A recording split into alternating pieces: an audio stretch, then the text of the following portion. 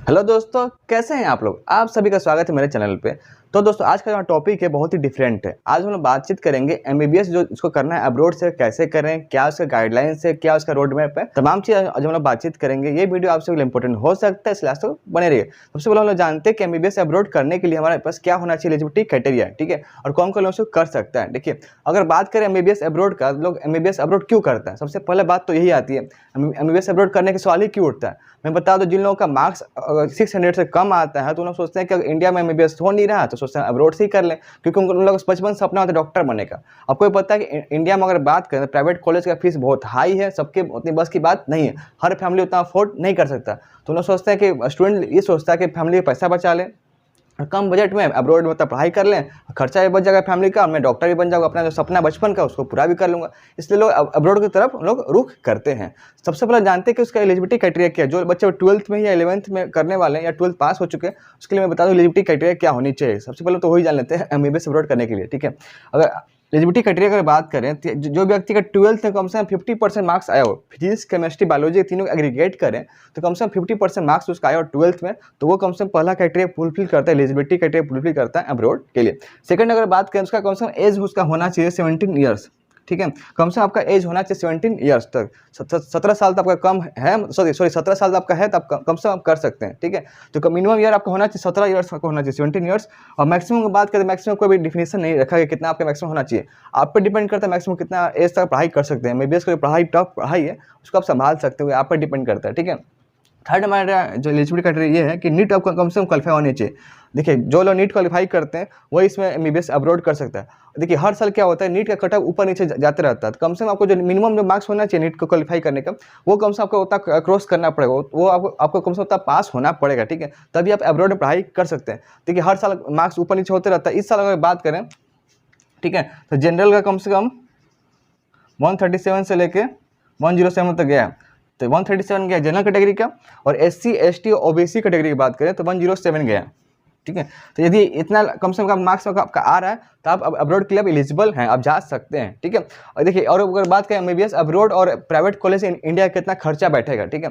देखिए, अगर बात करें खर्चा का, तो सबसे पहले जो चीज़ आता है ना, खर्चा का ही आता है, बजट का ही आता है, इसलिए लोग अब्रॉड की तरफ जाते हैं। और वही अगर बात करें इंडिया में खर्चा हमारा पड़ता है एमबीबीएस करने का, ठीक है, कम से कम अगर बात करें तो कम से कम 60 लाख से लेके, ठीक है, नहीं भी तो बात करें 50 लाख से कम नीचे तो बात ही नहीं बनता है। 50 लाख या 60 लाख कर सकते हैं, 60 लाख से लेकर आपको 1.5 करोड़ को जाना ही पड़ेगा, ठीक है। मतलब 1.5 करोड़, समझ रहे हैं कितना बड़ा अमाउंट होता है। 1.5 करोड़ आप 5.5 साल पढ़ाई के लिए, ठीक है, एमबीबीएस करने के लिए इतना खर्चा लगता है, ठीक है, क्योंकि हर फैमिली के पास उतना सपोर्ट नहीं हो पाता, हर फैमिली उतना अफोर्ड नहीं कर सकता है, ठीक है। इसलिए बच्चे लोग सोचते हैं कि मैं एमबीबीएस जाता हूँ अब्रॉड, वहाँ से पढ़ाई करूँगा, एमबीबीएस की डिग्री मिल जाएगा, डॉक्टर भी बन जाऊँगा, ठीक है। अगर एमबीबीएस अब्रॉड का अगर बात करें कितना बजट आता है, कितना खर्चा आता है, तो 30 से लेकर 60 लाख, ठीक है, ये फुल कोर्स आप कर लेते हैं, ठीक है।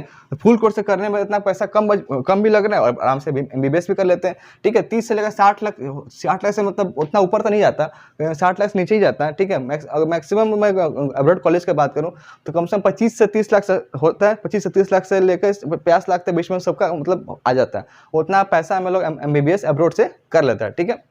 अब जानते हैं एमबीबीएस अब्रॉड करने से पहले क्या हमारे पास गाइडलाइंस होना चाहिए, क्या क्या चाहिए मुझे पता होना चाहिए, ठीक है।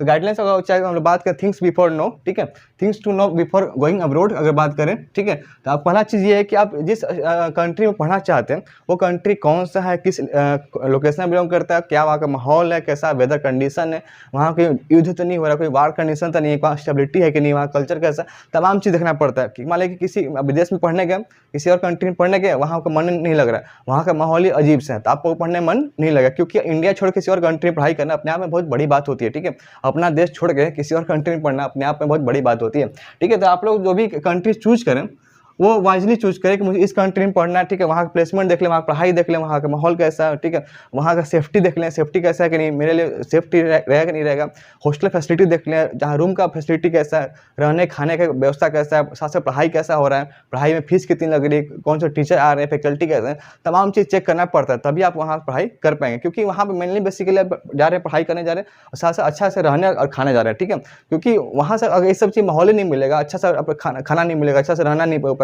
पढ़ाई कैसे आप मेंटेन कर पाएगा, ठीक है। सेकंड चीज आपको देखना पड़ेगा बजट एंड फाइनेंस, ठीक है, जो ऑलरेडी हम डिस्कस कर चुका हूँ। यदि आपका बजट और फाइनेंस उतना नहीं रहेगा तो आप कहाँ से पढ़ाई कर पाएंगे। यदि आपका फैमिली का बैकग्राउंड इतना अफोर्ड करने का है ही नहीं, ठीक है। इतना भी अफोर्ड आपका फैमिली नहीं कर सकता तो आप कहाँ से उतना कर पाएगा। जो जिसका फैमिली इतना अफोर्ड कर सकता है, इतना लाख अफोर्ड कर सकता है, जिनका बैकग्राउंड सपोर्ट अच्छा है, तो इन लोग उतना जा पाएगा, ठीक है। थर्ड चीज़ देख लीजिए, जो ऑलरेडी बता चुका हूँ, वेदर देख लीजिए कि उस कंट्री कैसा है, कल्चर कैसा है, स्टेबिलिटी कैसा है, कहीं युद्ध नहीं होने वाला ना, कहीं वार तो नहीं हो सकता ना, सब कुछ सही रहेगा ना, माहौल आज से लेकर 5 साल बाद भी माहौल सही रहेगा ना, वहाँ का कैसा चीज़ है, सब कुछ वहाँ चेक करना पड़ता है, ठीक है। और एक और चीज़ मैं बोल रहा था, जो भी आप यूनिवर्सिटी पढ़ने जाए उसका जो एनएमसी हमारा होता है उसके वेबसाइट पर जरूर चेक करें कि वो जो कंट्री के मैं कॉलेज पढ़ने जा रहा हूँ वो एनएमसी की जो वेबसाइट वहाँ अवेलेबल है कि नहीं। वो कहीं जो कंट्री में पढ़ने जा रहे हो उस कॉलेज का कहीं फ्रॉड कॉलेज तो नहीं है। ऐसा कभी कभी होता भी है कि हम लोग जिस कंट्री पढ़ने जा रहे हैं वो हमारा जो एनएमसी है वहाँ पे अवेलेबल ही नहीं है, हम वहाँ पढ़ाई भी कर रहे हैं, ये पता ही नहीं चलता। तो जो भी आप जिस कंट्री में पढ़ाई करने जा रहे हैं वहाँ का कंट्री का सब कुछ चेक कर लें एनएमसी वेबसाइट पर, ठीक है, क्योंकि सारा कुछ एनएमसी इसको देखता है, ठीक है। अगर बात करें एक और चीज़ की, इसका जो भी कॉलेज आप पढ़ाई करने जा रहे हैं कॉलेज का एक होता है इनरोलमेंट नंबर होता है, उसको भी चेक कर लें, ठीक है। ये भी बहुत ज़्यादा जरूरी चीज़ है, ठीक है। ये बहुत कोई कम लोग बताता है, बट मैं आपको बता रहा हूँ। अगर अच्छा लगा चैनल को सब्सक्राइब जरूर कर लीजिएगा, ठीक है। एक और चीज़ आप कर लीजिएगा कि जो भी आपका ओरिजिनल डॉक्यूमेंट होता है ना, हम लोग क्या करते हैं कि हम विदेश में जब पढ़ने जाते हैं तो हम किसी न किसी थ्रू जाते हैं, हो सकता है काउंसलर के थ्रू जाते हैं या फिर हम लोग को कोई लेके जाता है एजेंट। जो हम लोग को ले जाता है एजेंट, वो क्या करते हैं मीठी मीठी बातों से हम लोग फंसा देता है और क्या करता है कि हमारा जितना ओरिजिनल डॉक्यूमेंट्स होता है ना वो अपने पास रख लेता है और हम लोग बीच में फंस जाते हैं, मजबूरी में फंस जाते हैं। तो आपको ऐसा कुछ नहीं करना। आपको जो भी ओरिजिनल डॉक्यूमेंट्स, आपका जितना सारा कुछ है, 10th का मार्कशीट, 12th का मार्कशीट, जो भी आपके पास ओरिजिनल डॉक्यूमेंट्स है उसको कभी भी शेयर ना करें, अपने पास ही रखें, ठीक है। ये चीज़ बहुत लोग गलती करते हैं, क्योंकि उन लोग को लगता है कि हम लोग क्या गलती लोग क्यों करते हैं, क्योंकि हम लोग भरोसा कर लेते हैं। हम लोग इंडियंस क्या करते हैं कि हम लोग किसी पे भरोसा कर लेते हैं। हम भारतीय, हम लोग थोड़ा सा होता है सॉफ्ट दिल होते हैं, किसी पे जल्दी भरोसा कर लेते हैं। हम लोग लगता है कि इंसान अपना है, हम लोग इस पर भरोसा कर लेते हैं, बट कभी कभी क्या होता है वो भरोसा एक इंसान तोड़ देता है, ठीक है। तो हमें अपने ओरिजिनल डॉक्यूमेंट्स जो होता है वो एजेंट को नहीं देना है, ठीक है। नेक्स्ट चीज़ क्या करना है कि कॉलेज का जो इस कॉलेज में आप पढ़ाई करने जा रहे हैं और जो कोर्स आप पढ़ने जा रहे हैं, ठीक है, उसका सब कुछ डिटेल इन्फॉर्मेशन रखें, ठीक है। वो कोर्स सही में वो अवेलेबल है कि नहीं, उसका वैलिडिटी है कि नहीं, उस कोर्स करने के बाद मुझे लाइसेंस मिलेगा कि नहीं मिलेगा, तमाम चीज़ चेक करें, ठीक है, तभी ये विदेश में पढ़ने जाए। सेकंड चीज़ चेक करें कि जो भी आप कॉलेज का फीस सबमिट करें वो कॉलेज को डायरेक्टली पेमेंट करें। हम लोग क्या क्या करते हैं कि जो भी एजेंट होता है चाहे काउंसलर होता है उसको हम लोग पेमेंट करते हैं, भाई आप पेमेंट रख लीजिए, आप मेरा जो कॉलेज का फीस वहाँ भर दीजिए। तो उन लोग क्या करता है कि क्योंकि अमाउंट जो होता है बहुत बड़ा अमाउंट होता है ना, तो उन लोग क्या करते हैं, देखता है इतना बड़ा अमाउंट आ रहा है तो उन लोग अपने पास रख लेता है, उन लोग कॉलेज फीस सबमिट नहीं करता, क्योंकि कोई इंसान बहुत बड़ा अमाउंट देख लेता है उसके मन में आ जाता है लालच, सोचता है कि पैसा आया उसको खर्चा कर देते हैं, ठीक है। तो वो लोग गलती कर देता है, ठीक, वो गलती आपको नहीं करना है। आपका जो कॉलेज का फीस है, कॉलेज का जो वेबसाइट हो तो वहीं अपलोड, मतलब वहीं आपको पेमेंट करना है, किसी थर्ड व्यक्ति को पेमेंट नहीं करना, क्योंकि थर्ड व्यक्ति पेमेंट करेंगे तो आप फंस सकते हैं, ठीक है। तो ये गलती आपको नहीं करना है, ठीक है। आपको क्या करना है कि जो भी आप कॉलेज पढ़ना चाहते हैं उस कॉलेज का कस्टमर केयर नंबर होता है, ठीक है, वहाँ से कस्टमर केयर के नंबर को फ़ोन कीजिए, उस कॉलेज का डिटेल लीजिए, कॉलेज कैसा है, क्या माहौल है, पढ़ाई अच्छी होती है नहीं होती है, टीचर कैसा है, वहाँ किस लैंग्वेज में पढ़ाई होगी, मुझे कितना मेहनत करना पड़ेगा। और साथ ही साथ आपको एक इंग्लिश लैंग्वेज जो हमारा होता है, क्योंकि मेनली जो विदेश में पढ़ाई होते हैं वो पढ़ाई होता है इंग्लिश प्लस जो इस कंट्री में पढ़ने जा रहे हैं उस कंट्री के जो लोकल लैंग्वेज है उसमें पढ़ाई होता है। जैसे हम बात करें रसिया, तो रशियन पढ़ाई होता है, रशियन लैंग्वेज पढ़ाई होता है। या किसी और कंट्री में आप जा रहे हो तो उस कंट्री के लोकल लैंग्वेज पढ़ाई होती है, ठीक है, कुछ सब्जेक्ट्स। तो आपको कम से कम बेसिक नॉलेज आपके पास इंग्लिश का अच्छा खासा होना चाहिए। इंग्लिश में पढ़ाई मतलब समझने का, लिखने का, बोलने का कम से कम आपका अच्छा खासा नॉलेज होना चाहिए, क्योंकि पढ़ाई जो होगी जो भी, क्योंकि इंग्लिश की बात करें, इंग्लिश से कॉमन लैंग्वेज हो जाता है, मतलब दोनों को कम्युनिकेट करने का। किताबें सारा कुछ इंग्लिश में रहेगी, तब के पास इंग्लिश का अच्छा खासा नॉलेज होना चाहिए, बोलने का, सुनने का, प्रैक्टिस करने का, सब कुछ समझ में आना चाहिए, ठीक है, आपको वो बिल्कुल होना चाहिए।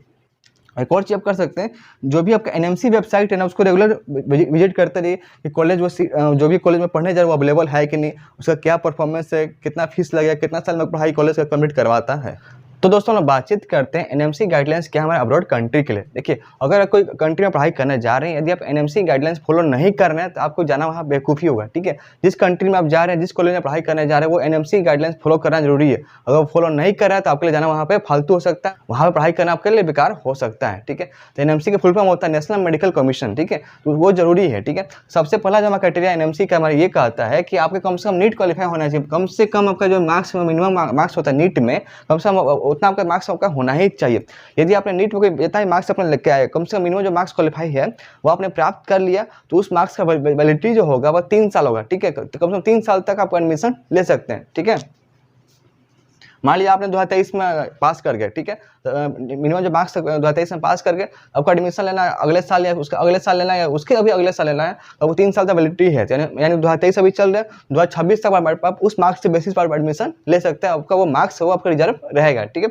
नेक्स्ट ये कहता है कि जो भी आप कंट्री में पढ़ने जा रहे हैं वो इंडियन स्टडी का जो करिकुलम होता है उसको वो फॉलो करना चाहिए। जैसे इंडिया में बात करें एमबीबीएस का, तो एमबीबीएस पढ़ाई होता है 5.5 साल का, और विदेश में कंट्री में पढ़ाई होना चाहिए उसका भी 5.5 साल या 6 साल या मैक्सिमम जो जाना चाहिए, मैक्स टू मैक्स जाना चाहिए 7 साल, उससे अधिक एमबीबीएस पढ़ाई नहीं होनी चाहिए। कभी कभी क्या होता है कि जिस कंट्री में चले जाते हैं वहाँ पढ़ाई हो रहा है 8 साल 9 साल में एमबीबीएस कंप्लीट करा, तो वो हमारे एनएमसी के खिलाफ है। तो कम से कम देखिए, बात करें इंडिया में बात करें तो 4.5 ईयर का आपका पढ़ाई होता है, एकेडमिक पढ़ाई होता है, ठीक है, प्लस 1 साल का होता है इंटर्नशिप। तो वही अब्रॉड का भी वही कहानी है कि अब्रॉड में कम से कम 4.5 ईयर्स होना चाहिए एकेडमिक पढ़ाई, या फिर 5 ईयर का होना चाहिए, प्लस आपका होना चाहिए 1 ईयर इंटर्नशिप, या फिर आप कर सकते हैं कि कम से कम 7 ईयर के अंदर आपका कम से कम एमबीबीएस कंप्लीट कर दे। उससे आपको अधिक जा रहा है तो उस कंट्री में पढ़ाई आप ना करें, उस कॉलेज में पढ़ाई ना करें, ठीक है।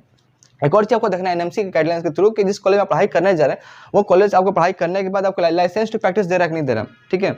डॉक्टर बनने के लिए आप देखिए, कोई भी लोग डॉक्टर बनता है ना, डॉक्टर बनने के बाद एक आपको लाइसेंस मिलता है कि हाँ ये इस व्यक्ति ने डॉक्टर पास कर लिया, इसके पास लाइसेंस से डॉक्टर प्रैक्टिस आराम से कर सकता है। वही जो आपका लाइसेंस है उसी के लिए आप प्रैक्टिस करते हैं, जो भी डॉक्टर बनता है उसी के लिए प्रैक्टिस करता है, वो उस लाइसेंस के बिना आप प्रैक्टिस नहीं कर सकते, ठीक है। तो आप उसके बिना आप कहलाएंगे झोला छाप, ठीक है। तो बहुत ज़्यादा जरूरी है, लाइसेंस टू प्रैक्टिस कर सकते हैं, जो कि मेडिकल आम भाषा में बोलते हैं मेडिकल रजिस्ट्रेशन, वो उस कॉलेज से आपको मिलना जरूरी है। अगर नहीं दे रहा तो आप वहां से मत पढ़ाई कीजिए, ठीक है।